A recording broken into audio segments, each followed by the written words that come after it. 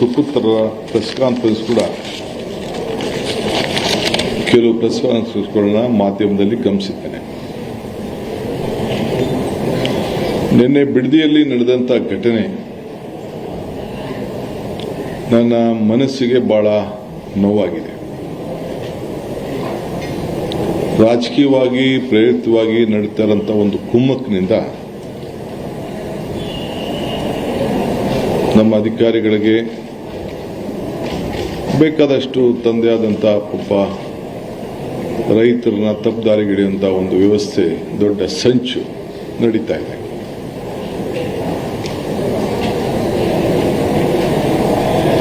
ಎಲ್ಲರ ಮನಸ್ಸಿಗೆ ನೋವುಂಟು ಮಾಡೋದು ನನ್ನ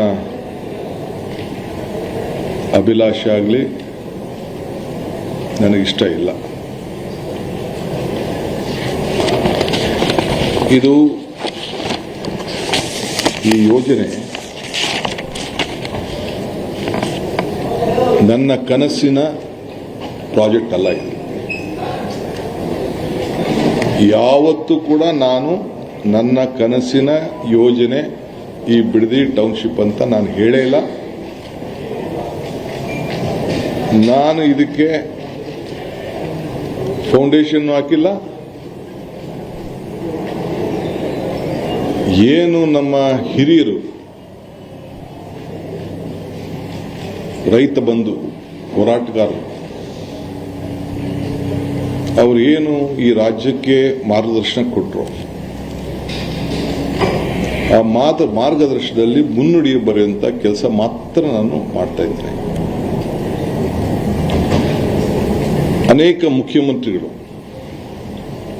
ಇಂಡಸ್ಟ್ರೀಸ್ ಮಿನಿಸ್ಟರ್ ಏನು ತೀರ್ಮಾನಗಳನ್ನು ಮಾಡ್ಕೊಂಡು ಬಂದರು ಅದನ್ನು ನಾನು ಮುಂದುವರಿಸಿ ಅಂತ ಹೇಳಿದ್ದೇನೆ.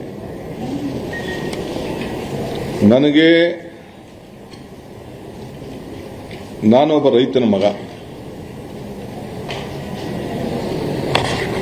ನಾನು ಕಪಟ ವ್ಯವಸಾಯ ಮಾಡದೇ ಇದ್ರೂ ಕೂಡ ಹುಟ್ಟಿನಲ್ಲಿ ನಾನೊಬ್ಬ ರೈತನ ಮಗ. ಭೂಮಿ, ರೈತನ ಬದುಕಿನ ಬಗ್ಗೆ, ಅವನ ಶ್ರಮದ ಬಗ್ಗೆ ನನಗೆ ಆದಂಥ ವೈಯಕ್ತಿಕವಾದಂಥ ಅನುಭವ ಇದೆ. ನಾನು ಸಿಎಂ ಆಗಿರೋದು ಪಾಪ ಕೆಲವರಿಗೆ ತಡ್ಕೊಳಕ್ ಸಾಧ್ಯನೇ ಆಗ್ತಾ ಇಲ್ಲ, ನಿದ್ರೆ ಬರ್ತಾ ಇಲ್ಲ. ಈ ರಾಜ್ಯದ ಅಭಿವೃದ್ಧಿ, ಜನ ತೋರಿಸಿರೋಂಥ ಪ್ರೀತಿ ಸಹಿಸಕ್ ಆಗ್ತಾ ಇಲ್ಲ. ನನ್ನ ಜೈಲಿಗೆ ಕಳಿಸ್ಬೇಕು, ಜೈಲಿಗೆ ಹೋಗೋದಕ್ಕೆ ಎಷ್ಟು ವರ್ಷಗಳಿಂದ ಸಂಚುಗಳು ನಡೀತು ಅನ್ನೋದು ಕೂಡ ನಾನು ಇನ್ನೊಂದು ದಿನ ನಿಮಗೆ ವಿವರಿಸಿ ನಾನು ತಿಳಿಸ್ತಾ ಇದ್ದೇನೆ. ಈಗೂ ಕೂಡ ಮಾಧ್ಯಮದಲ್ಲಿ ನಾನು ನೋಡ್ತಾ ಇದ್ದೆ, ಇವತ್ತು ಡಿಕೆಶಿ ಜೈಲಿಗೆ ಹೋಗುವ ದಿನ ಬಂದೇ ಬರ್ತದೆ ಅಂತೇಳಿ ನಮ್ಮ ಕುಮಾರಣ್ಣವರು, HDK ಅಂದ್ರೆ ಕುಮಾರಣ್ಣವರು ಅವರು ಹೇಳಿದ್ದಾರೆ. ನಾನು ಸ್ವಾಗತ ಮಾಡ್ತೇನೆ. ನಿಮ್ಮ ಆಸೆಗೆ ಒಳ್ಳೆಯದಾಗಲಿ, ನಿಮ್ಮ ಹೋರಾಟ ಮುಂದುವರಿಲಿ. ಜೈಲೇ ನನಗೇನು ವಸ್ತೇನಲ್ಲ. ತಾವು ಕೂಡ ಬಂದು ನನ್ನ ಜೈಲಲ್ಲಿ ಬಹಳ ಗೌರವದಿಂದ ನೋಡಿದ್ದೀರಿ. ತಾವೇನೇನು ಪ್ರಯತ್ನ ಮಾಡಿದ್ರಿ ಅನ್ನೋದು ಕೂಡ ನನಗೆ ಅರಿವಿದೆ. ಚನ್ನಪಟ್ಟಣದಲ್ಲಿ ಏನು ಮಾತಾಡಿದ್ರಿ ಅನ್ನೋದು ಕೂಡ ನನಗೆ ಅರಿವಿದೆ. ತಾವು ನನಗೆ ತೋರಿಸಿದಂಥ ಪ್ರೀತಿ, ವಿಶ್ವಾಸ, ಅಭಿಮಾನ ಏನು ವ್ಯಕ್ತಪಡಿಸ್ತಾ ಇದ್ರಲ್ಲ, ಇದಕ್ಕೆ ನನ್ನ ನಮನಗಳನ್ನು ಅರ್ಪಿಸಲಿಕ್ಕೆ ನಾನು ಬಯಸ್ತಾ ಇದ್ದೇನೆ. ನನ್ನ ಅಜ್ಜನೂ ಕರೆದಿರಿ ನೀವು, ಪಾಪ ಆಶೀರ್ವಾದ ಮಾಡುವಂಥ ಒಬ್ಬ ದೈವ ಸ್ವರೂಪಿ ಕೂಡ, ಅವರು ಕೂಡ ಮಧ್ಯದಾರಿಯಲ್ಲಿ ತಾವು ಹೇಳಿದ್ರಿ. ನಾನು ಅದನ್ನು ಚರ್ಚೆ ಮಾಡಕ್ಕೆ ಹೋಗುವುದಿಲ್ಲ. ಅನೇಕ ವಿಟ್ನೆನಲ್ಲಿ ಗಲಾಟೆ ಸಂದರ್ಭದಲ್ಲಿ ಏನಾಯಿತು ಅನ್ನೋದು ಕೂಡ ನನಗೆ ಅರಿವಿದೆ. ರೈತರ ಮುಂದೆ ನಾನು ಏನೇನು ಮಾತಾಡಿದ್ದೀನಿ, ರೈತರ ಹತ್ರ ಏನೇನು ಮಾತಾಡಿದ್ದೀನಿ ಅಂತ ನಾನು ಅದನ್ನೆಲ್ಲ ವಿವರಣೆ ನಾನು ಹೇಳಕ್ಕೆ ಹೋಗುವುದಿಲ್ಲ. ಈಗ ತಮಗೆ ನಾನು ಹೇಳೋದಿಷ್ಟೇ, ನಾನೀಗಾಗಲೇ ಹೇಳಿದ್ದೇನೆ, ಇದು ನನ್ನ ಕನಸಿನ ಯೋಜನೆ ಅಲ್ಲ, ನನ್ನ ಯೋಜನೆ ಅಲ್ಲ. ಇದು ನನ್ನ ಯೋಜನೆ ಅವಶ್ಯಕತೆಯೂ ಇಲ್ಲ, ನಂದು ಅನ್ಸ್ಕೊಳ್ಳೋಕೆ ಅವಶ್ಯಕತೆಯೂ ಇಲ್ಲ. ನಾನಿದಕ್ಕೆ ಪಿತಾಮಹ ಆಗ್ಲಿಕ್ಕೂ ಇಷ್ಟ ಇಲ್ಲ. ಬೆಂಗಳೂರು ಸುತ್ತಮುತ್ತಲು ಸಾವಿರಾರು ಎಕರೆ ಇವತ್ತು ಅಕ್ವಿಷನ್ ಆಗಿದೆ, ಹಾಸನದಲ್ಲಾಗಿದೆ, ಇವತ್ತು ಕೃಷ್ಣಾ ಯೋಜನೆ ಆಲ್ಮಟ್ಟಿಲಾಗಿದೆ, ನಮ್ಮ ಆರೋಬಲಿಲಾಗಿದೆ. ಆ ಎಲ್ಲ ಕಡೆ ಯೋಜನೆಗಳನ್ನು ಅಕ್ವಿಷನ್ನು, ಲ್ಯಾಂಡ್ ಅಕ್ವಿಷನ್ನು ಎಲ್ಲ ಕೂಡ ಆಗಿದೆ. ಏರ್ಪೋರ್ಟ್ ನಾನೇ ಮಂತ್ರಿ ಆಗಿದ್ದಾಗ ಏರ್ಪೋರ್ಟ್ಗೆ ಲ್ಯಾಂಡ್ ಅಕ್ವಿಷನ್ ನಾನೇ ಡಿಸ್ಟ್ರಿಕ್ಟ್ ಮಿನಿಸ್ಟರ್. ಬರೀ 6 ಲಕ್ಷ ರೂಪಾಯಿಗೆ ಅವತ್ತು ರೈತರನ್ನ ಕರೆಸಿ ಮಾತಾಡಿ ತೀರ್ಮಾನ ಮಾಡಿದೆ. ಮುನ್ನರಸಿಂಹ MLA ಅವರು, ಬಚ್ಚೇಗೌಡರು, ನಮ್ಮ ಮಿಲ್ಕ್ ಅಧ್ಯಕ್ಷರಿದ್ರು, ರಾಮಯ್ಯ ಅಂತ ಇದ್ರು, ಎಲ್ಲ ಕೂತ್ಕೊಂಡು ನಾವು ಮಾತಾಡಿ ಒಂದು ತೀರ್ಮಾನ ಮಾಡಿದ್ರು. 4,000 ಎಕರೆಯಲ್ಲಿ 2,000 ಎಕರೆ ಸರ್ಕಾರದ್ದು, 2,500 ಎಕರೆ ರೈತರದು.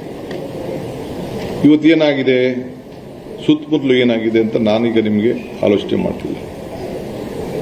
ಕೃಷ್ಣಾ ಸಾಹೇಬ್ರ ಕಾಲದಲ್ಲಿ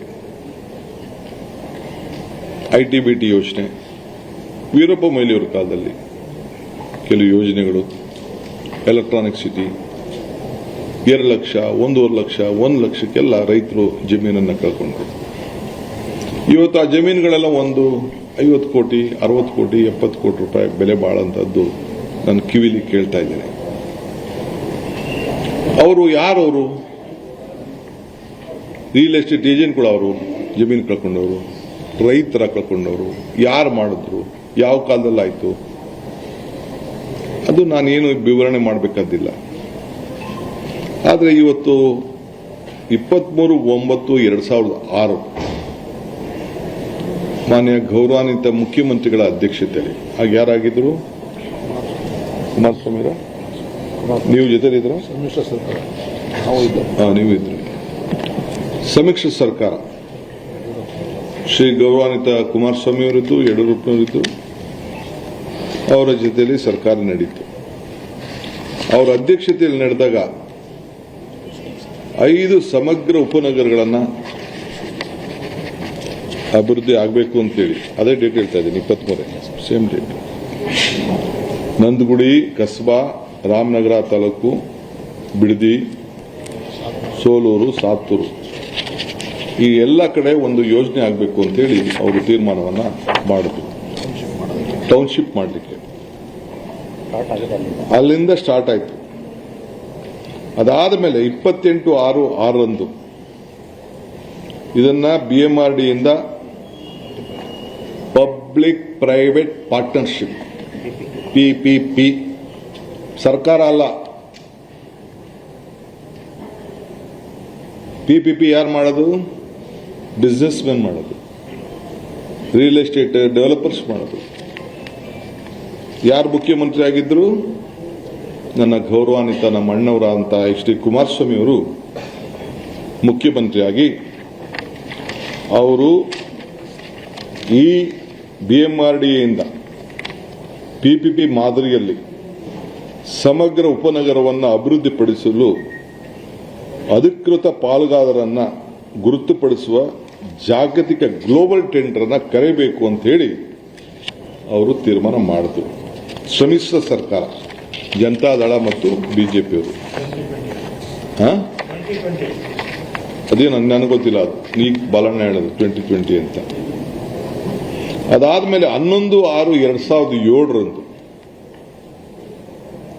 ಅಡಿಷನಲ್ ಗ್ರಾಮಗಳು ಹೊಸಗೆ, ಎಲ್ಲಿ ನಿನ್ನೆ ಗಲಾಟೆ ಆಗಿದೆಲ್ಲ ಆ ಜಾಗನ ಮರಂಡಳ್ಳಿ, ಮಂಡ್ಲಹಳ್ಳಿ, ವಡೇರಳ್ಳಿ ಭಾಗಶಃ ಗ್ರಾಮಗಳನ್ನು ಹೊಸದಾಗಿ ಇವತ್ತು ಆ ಟೌನ್ಶಿಪ್ ಒಳಗಡೆ ಸೇರಿಸಬೇಕು ಅಂತೇಳಿ ಜನತಾದಳ ಮತ್ತು ಬಿಜೆಪಿ. ಆಗ ಗೌರವಾನ್ವಿತ ಅಶೋಕ್ರವರು ಸಚಿವರಾಗಿದ್ದರು, ಸಮ್ಮಿಶ್ರ ಸರ್ಕಾರ ಕೂಡ ಇತ್ತು. ಗೌರವಾನ್ವಿತ HD ಕುಮಾರಸ್ವಾಮಿ ಅವರು ಈ ರಾಜ್ಯದ ಮುಖ್ಯಮಂತ್ರಿಯಾಗಿ ನಾನು ಕೂತಿರುವಂತಹ ಜಾಗದಲ್ಲಿ ಅವರು ಕೂತ್ಕೊಂಡಿದ್ದರು. ಸೊ ತಿರ್ಗಾ 2010ಕ್ಕೆ ಬಂತು. ಆ ಸಂದರ್ಭದಲ್ಲೂ ಕೂಡ ಯಡಿಯೂರಪ್ಪನವರು ತಿರ್ಗಾ ಒಂದು ಸಮಗ್ರವಾದ ಉಪನಗರ ಯೋಜನೆಯನ್ನ ಮುಂದುವರಿಸಬೇಕು ಅಂತೇಳಿ 2ನೇ ಬಾರಿಗೆ ಗ್ಲೋಬಲ್ ಟೆಂಡರ್ ಅನ್ನು ಕರೆದು PPP ಮಾಡಲಲ್ಲಿ ಅವರು ಕೂಡ ಆಹ್ವಾನವನ್ನ ಕೊಟ್ಟರು. ಆಗ ಕೂಡ ಅಶೋಕ್ರವರು ಸಚಿವರಾಗಿದ್ದರು. ಅವರು ಕೂಡ ಅದಕ್ಕೆ ಸಚಿವರಾಗಿದ್ದರು. ಅದಾದ ಮೇಲೆ ನಾನು ಹೇಳೋದು,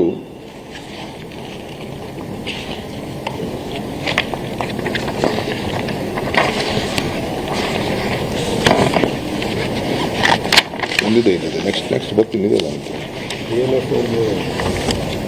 ಅದಾದ್ಮೇಲೆ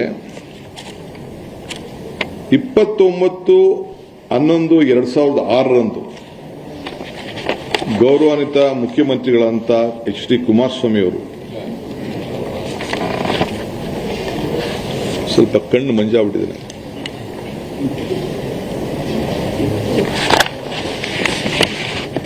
ಈ ಭೂಮಿಯನ್ನ ಇದು ಗಮನದಲ್ಲಿಟ್ಕೊಳ್ಬೇಕು. ಈ ಎಲ್ಲ ಭೂಮಿಯನ್ನ, ಖಾಸಗಿ ಜಮೀನನ್ನ